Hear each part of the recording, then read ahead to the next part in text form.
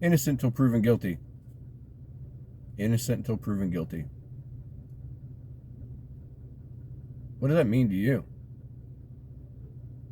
Because to me, it means that you shouldn't be listening to the news whenever they're speaking badly about somebody. Oh, this person did this person did that. Notice they always throw in the word allegedly, and then possibly, suspect.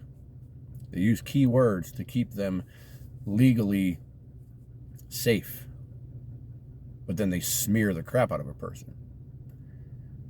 It's like January 6th defendants. They're all seen as racist, neo-Nazis, bigots, horrible people. But then they use the word possible or allegedly or suspect. The suspect did this. The suspect did that. But it's not determined that they actually did such and such. They're only accused of it. And that's a problem to me. Because I'm not a racist. I'm definitely not a neo-Nazi. Like, there's no hate here at all. None. No hate. I don't care what a person is, what they believe, what orientation they are. Like, I don't care. I don't. Because really, in the big picture, none of that matters, period. We're all human beings. When it comes to the J6ers, it really bothers me of how badly people are being smeared. Good, wholesome men and women, families, destroyed, all because of allegedly. Whenever I was accused of what I was accused of, my 10 federal charges, my wife got turned down from jobs. Why? Because they smeared me all over the news. And as soon as the person giving her an interview heard that, or they recognized my name, they said, wait, are you related to this guy? And she'd be like, well, yeah, that's my husband. Immediately turned down for the job. Immediately. Why? Because I've been smeared all over national news. I'm innocent. I did not do anything that the federal government's accusing me of. And the videos that I've published online show that. Prove it. I did nothing. I didn't go in the building. I didn't destroy anything. I didn't attack anybody.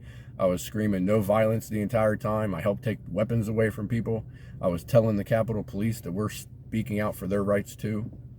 I wasn't trying to stop anything. I just wanted to, show our representatives that the people were requesting, demanding, really, we were demanding a council to look at the votes to verify it before giving it a rubber stamp of approval. Because it was shown numerous times, over and over and over again, that there was abject fraud. Ballot stuffing, ballot harvesting, changing the votes, the machines. How do you come up with crazy amounts of votes all for one candidate after they stopped counting? Hours after they stopped counting. When they stopped counting votes at 9, 10 o'clock at night, but yet 3 a.m. a whole ton of votes come rolling in? That didn't seem right. But I'm not a forensic analyst. So we were asking for the professionals to step in and just check it before giving it the rubber stamp of approval, because we care about our nation. We care about the rule of law. Care about the Constitution. But because we care, the court likes to use the CARES Act to drag us through the mud for over a year. People being held in solitary confinement for over a year for crimes that they're committed, that they're accused of, with maximum punishments of 6 months. But yet they've been in jail for a year, just waiting trial. Not convicted of anything. I still haven't seen any evidence against me. I saw maybe an hour's worth of body cam footage of me standing there using my First Amendment right. Freedom of speech. Verbal protest. I also saw footage of me getting the crap beat out of me. I didn't attack anybody. Oh, excuse me. So unless I, and I'm accused of assaulting police officers, but unless I assaulted their nightsticks with my face, I don't know how. I haven't seen whatever evidence they say they have, because they haven't shown any. But again, I'm not a lawyer. I'm not the court. I'm just a regular Joe. Quite literally.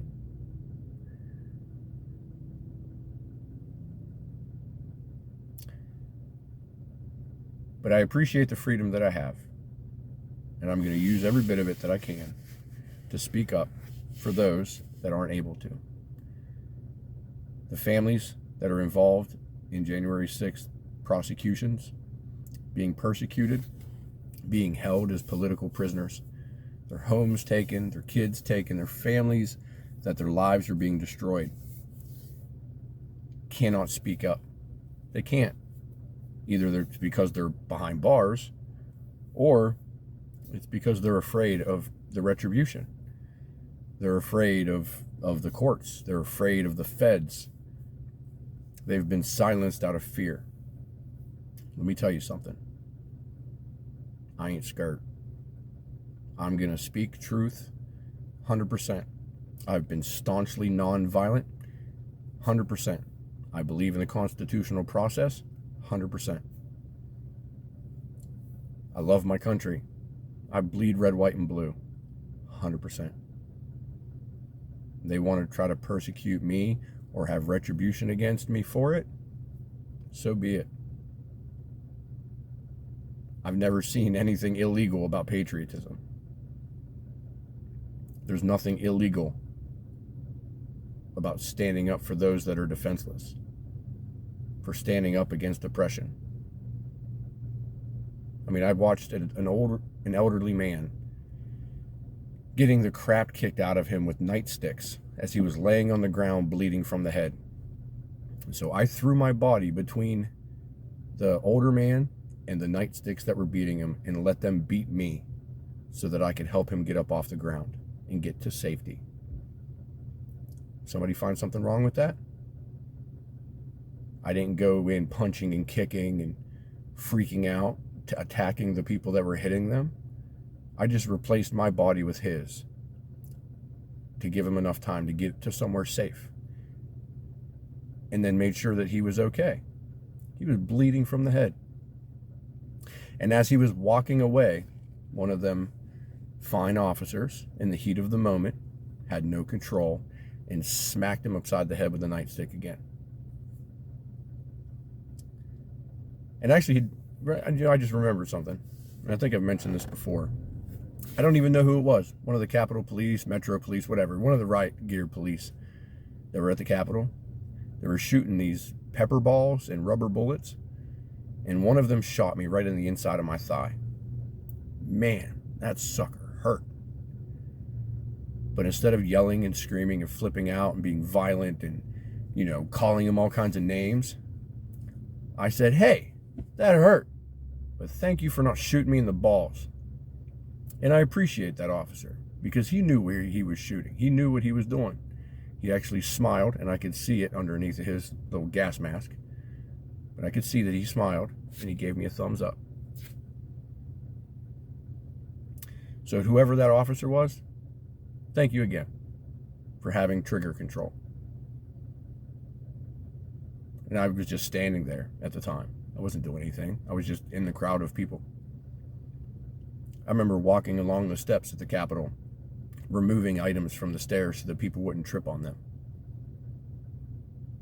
At one point, some idiots in the crowd took down parts of the scaffolding, the skirting that went around the scaffolding, and they were trying to use it to push against the police. I had nothing to do with it. I actually went up and took hold of that skirting and handed it to the Capitol Police, like, take this away from them. Because that's not why we were there. It's not why we were there. I wanted nothing to do with any of the idiots in that crowd that were being violent. Not one bit. And they're really easy to tell which ones they were. They were the ones that would scream Antifa from the freaking crowd. or they would like try to talk others into the crowd into using violence. I actually had protesters there threaten to fist fight me because I was going around telling people no violence.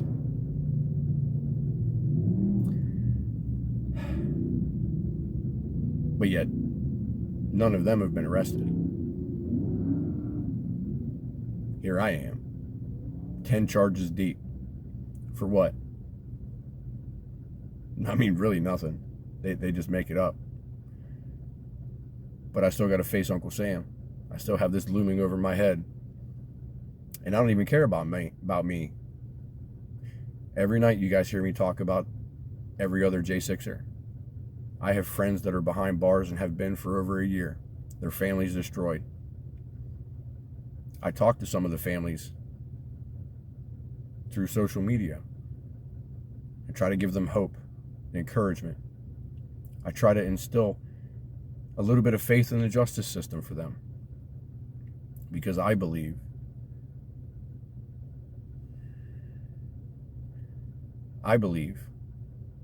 that this will all be made right. Because our country is great. Oh, say, can you see by the dawn's early light what so proudly we hailed at the twilight's last gleaming, whose broad stripes and bright stars through the perilous fight o'er the ramparts we watched were so gallantly streaming, and the rocket's red glare, the bombs bursting in air, gave proof through the night that our flag was still there. Oh, say does that star-spangled banner yet wave o'er the land of the free and the home of the brave. That's beautiful. And I don't mean my voice. My voice is awful. I mean the Star-Spangled Banner. It's beautiful. Because no matter how hard it gets, American resolve will always win. Love and unity. Together we are one. One nation under God. Sing for freedom, folks. It's now or never.